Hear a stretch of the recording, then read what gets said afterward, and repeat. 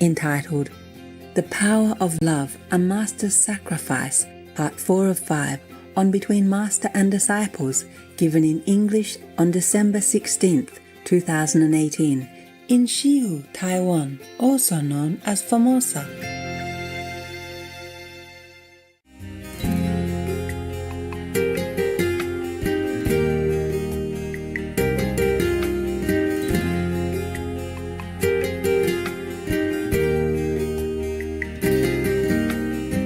What was it then? You see that?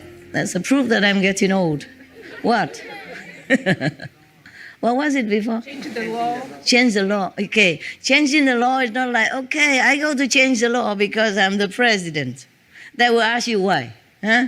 What will the Philippines gain from it?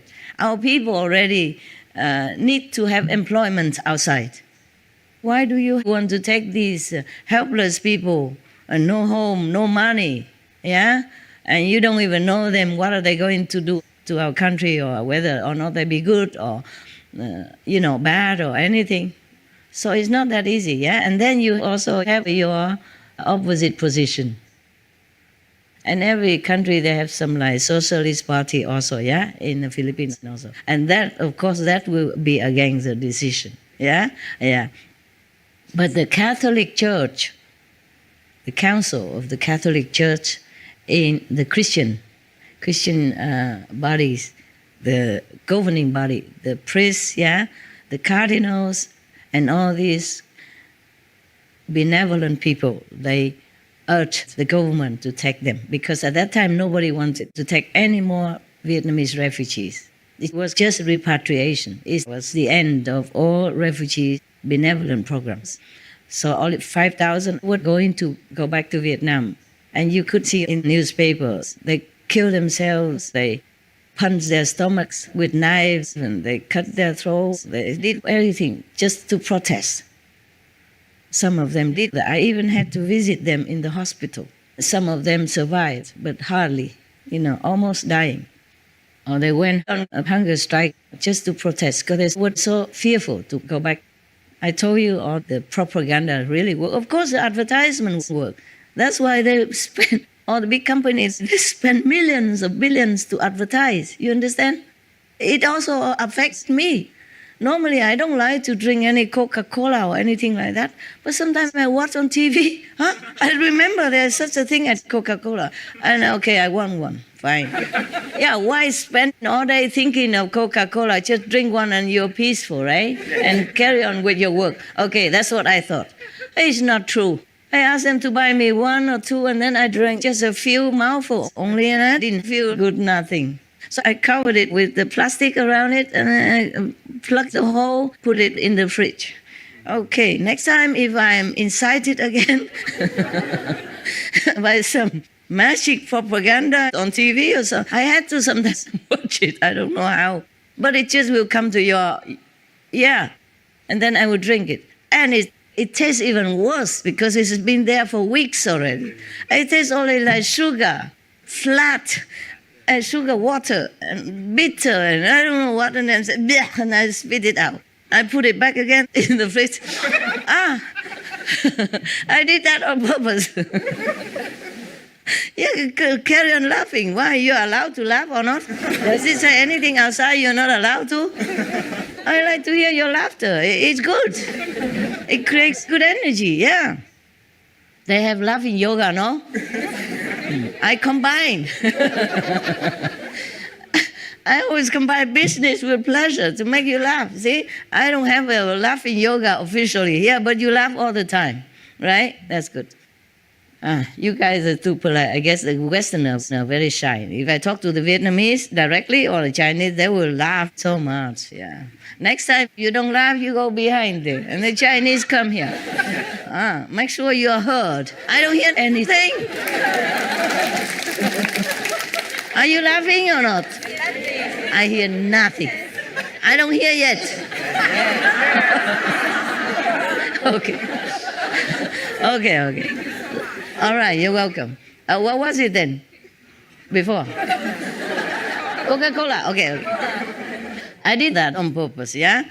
Normally, I did not know that the first few times. I'm just very economical. If I can't eat the leftover, I save it, for next time. But now I know that it doesn't taste good, especially secondhand Coca-Cola.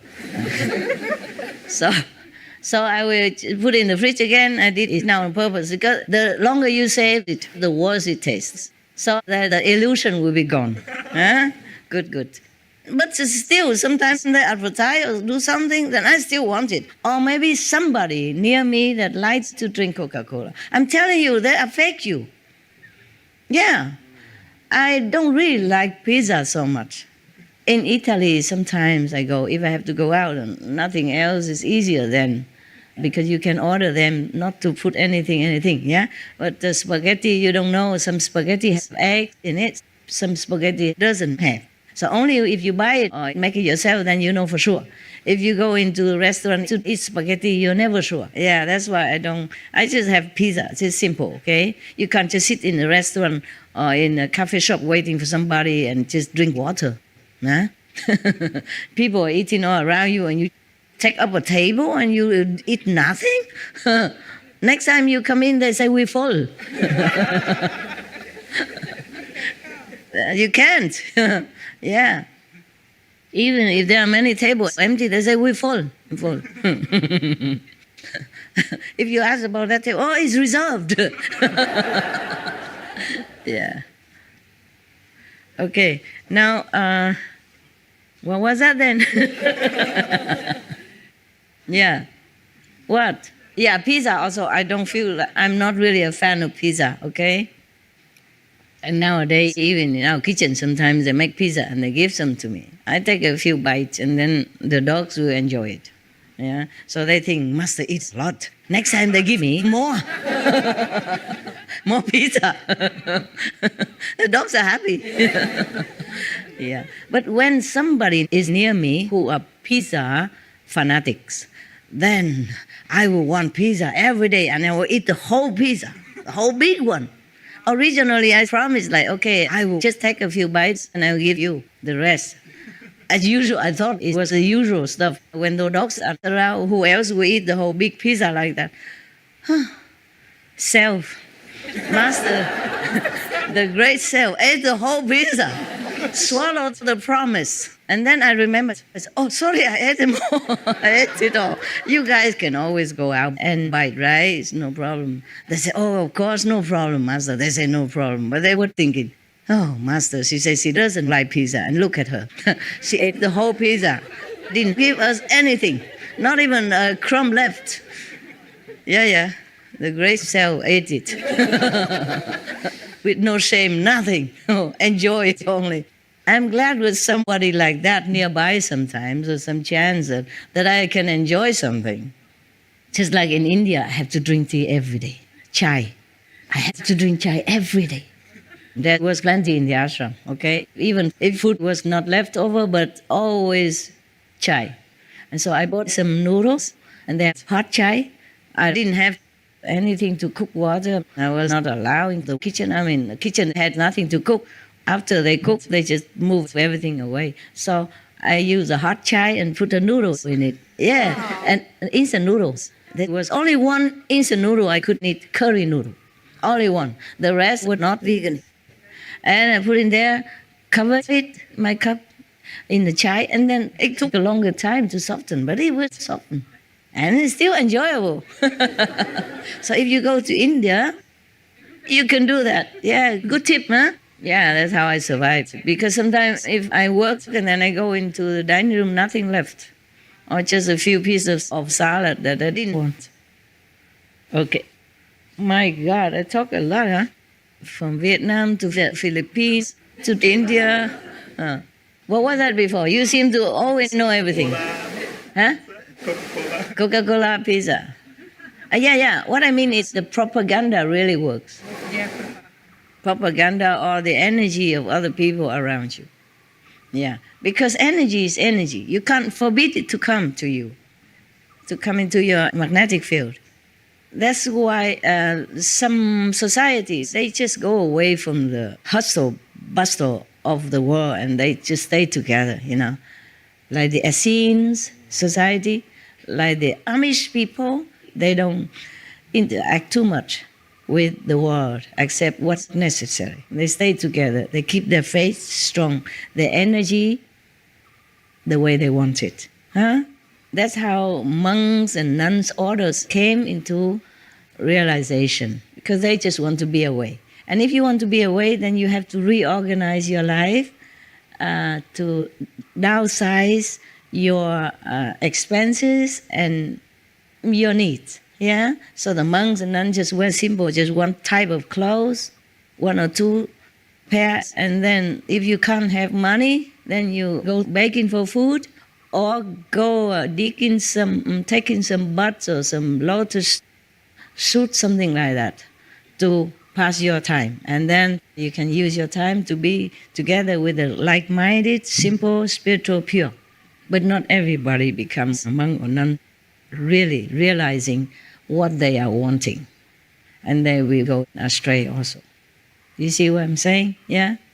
And then instead of following the purity of God devotion, they go astray and they become maybe somehow superstitious or doing this and this, mixing things. So it's not the same. And then the Maya will use their desire or their ambition to lead them astray. Yeah. On the retreat, maybe we have more time, I will read you that. I will explain and read all kinds of Maya that come to you, all kinds of devils that come and tempt you, and how you would become and how you can prevent it. Okay, from the Buddhist Surangama Sutra. That sutra is precious. It says that when the Dharma end in age and the Buddha passed away too long ago, then that Dharma will be the first to disappear. That's a sutra will be the first to disappear. That's a very precious one inside their Maha's advice. Inside many bodhisattvas, many of his top disciples, talking about which meditation method is the best, the most suitable for the great souls and the medium souls and the lower souls alike. I mean, low level spiritually. There's no such thing as low soul, high soul. It's just more awareness, okay? Higher awareness or medium awareness or lower awareness souls. That's what it is. The Buddha, of course, I told you before a long time ago, that after asking all of his top disciples and bodhisattvas which method, they all list their method of their first enlightenment. And then the Kuan Yin Bodhisattva, Kuan Shi Yin, also listed this method, which is the hearing method. Yes. And then one of his top disciples, I can't remember the name now, and then summarized that and say, of course, still after all, the sound method, the hearing method, the reverting the hearing method is still the best, most suitable, and lasting, and most reliable. Because everything else, like if you rely on the nose, the smell to be enlightened, rely on the breath to be enlightened, everything else is not reliable. If there is no smell, then how are you going to practice? For example, like that, yes. And if there's no sensation of touching, yeah, then you cannot be enlightened, no? That's what the Buddhas and the Bodhisattvas were discussing in that sutra as well. So that sutra I like very much. It's compact with the method of enlightenment, the best one, the most reliable and the quickest, and combines also how to recognize if you are going astray and why you are going astray and how you can rescue yourself. Yeah. Okay? Retreat. If you come, I will have more time to read it and explain it to you. Okay? Yeah. Right now. Oh, the Buddha is nowhere to be seen. Poor Buddha. Oh, God. Looks like we're having all-day retreat here. Okay, what was it? Okay, never mind. We go back to the white hair. I have plenty. I have plenty of white hair. But I didn't have to wait for the white hair to remind me. I didn't have to live 84,000 years in order to know that. Okay. The Buddha, of course, he lived long in order to have more affinity with all beings. Yeah, the more he lived, the more he could make affinities. And then later, when he became Buddha, he could help them more. Yeah? All right. Now, even at that time, he wasn't a Buddha, but he was kind of a Deva king. Understand? So his name is Makadeva. Now, the Buddha saw the white hair. He became very anxious already. Okay. So, right. He knew his time was not long. But it was not like that. He still has 84 more thousand years, more or less, to live on. Not like he would die soon, like in 10 years or 100 years even. No, 84,000 more years. Well, 84, it means a lot, but doesn't mean exactly 84,000, okay?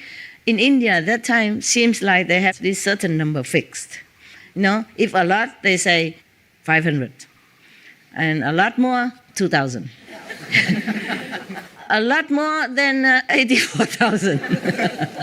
So the Buddha always mentions, like, the Dharma teaching has 84,000 doors, 84,000 methods. And the 6 scriptures, 84,000 kalpas, 84,000 lives, or 90,000, they do like that, yeah? It's a fixed number. And if it's a lot more, then I can think of, they say it is innumerous, okay? Just like us right now, we say numerous, okay?